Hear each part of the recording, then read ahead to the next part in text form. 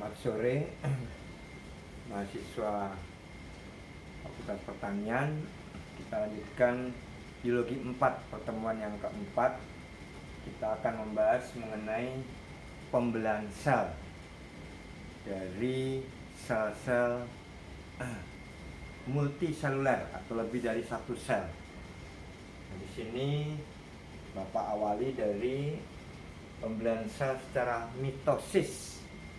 Jadi yang namanya vegetatif, tubuh itu mengadakan pembelahan sampai terbentuk satu individu, itu disebut pembelahan secara mitosis.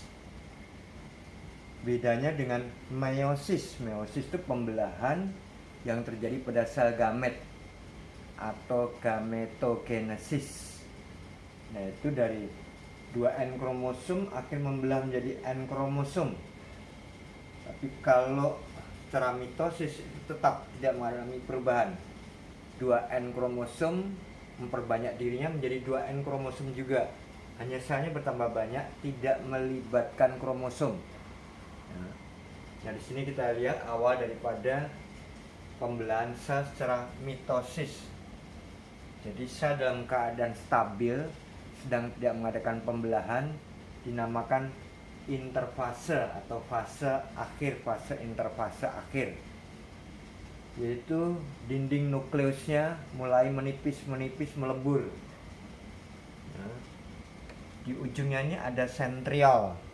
Sentriol ini pusat diawali pembelahan, tapi saat dia melebur nukleusnya menjadi nukleoli.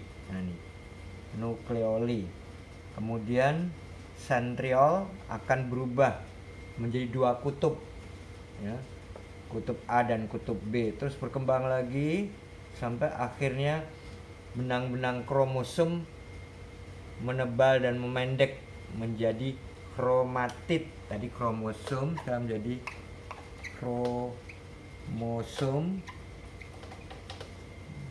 menjadi kromatid.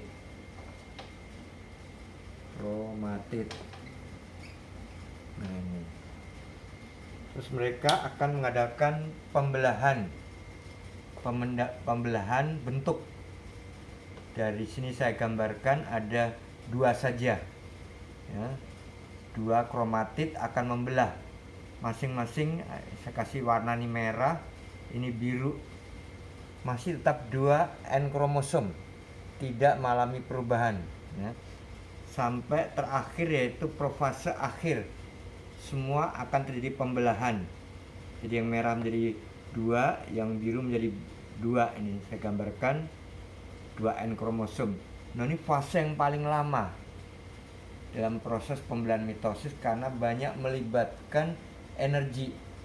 Maka energi yang terbanyak pada pembelahan mitosis yaitu pada profase, ya. Langsung selama profase ini kromosom sudah menjadi kromatid. Masuk pada pembelahan metafase, tetap 2N kromosom, memperbanyak dirinya kromosom tadi, ya, yang tadinya 2 menjadi 4 menjadi 8 dan seterusnya. Akhirnya semua berkumpul kepada dua kutub yang berbeda. Nah, itu pada anafase, ya. Saat dia sudah berkumpul maka terjadi pembentingan, mengecil, ya. Itu disebut peristiwa telofase awal, ya. Nah, pada saat tadi metafase sampai anafase terjadi kromatid tadi, ini misalnya kromatid. Nah, ya, kromatid yang berpasang-pasangan tadi, berpasang-pasangan begini, berpasang-pasangan, ya. Yang satu saya gambarkan merah, yang satu saya gambarkan hitam. Nanti dia akan membentuk helix ini, helix melilit, helix. Akhirnya sebagian melekat ke yang merah, sebagian melekat yang hitam. Nih gambarannya semacam itu, sehingga nanti terjadi pindah silang. Akhirnya begini. Nah, ini. Jadi selang-seling kromatit tadi ada yang menghasilkan pindah silang nih. Ada yang merah, ada yang hitam, saya gambarkan begini, akibat pindah silang tadi atau crossing over. Nah, itu terjadi pada masa metafase, dilanjutkan ke anafase, dan terakhir dia membenting. Terjadi pertukaran, ya. Helix tadi terjadi pertukaran kromatit dari kode-kode genetika, ya, karena ini sebenarnya bukan benang tapi atom-atom nih, atom gula pentosa nih, gula pentosa. Nah, ini gula pentosa, C-nya 5, ini C-nya 5, C-nya 5, C-nya banyak, panjang sekali dia, C-nya 5.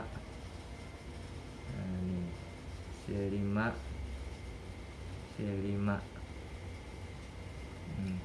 Ini berarti C-nya 5, 1, 2, 3, 4, 5. Masing-masing membuat H2O. H2O. Berarti terdapat C5 hanya 2 kali 5, berarti 10, O-nya 5. Nah, ini disebut gula pentosa.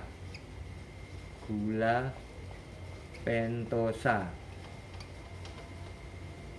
Nah, masing-masing ini diikat oleh fosfat PO4. Diikat oleh PO4. Ini juga gitu, diikat oleh PO4. Ini semua diikat oleh fosfat PO4. Ini juga diikat oleh PO4. Berarti tidak mungkin terbentuk kromosom tanpa adanya fosfat, tanpa adanya gula pentosa. Nah, baru di tengah-tengah ini ada atom-atom protein, guanin, timin, sitosin, adenin, guanin, sitosin, dan sebagainya.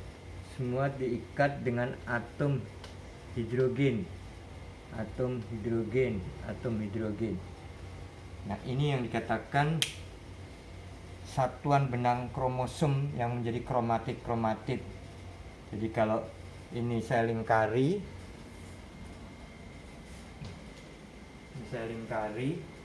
ya, guanin, timin dengan gula pentosa dan fosfat. Nah, ini disebut DNA, deoxynucleic acid.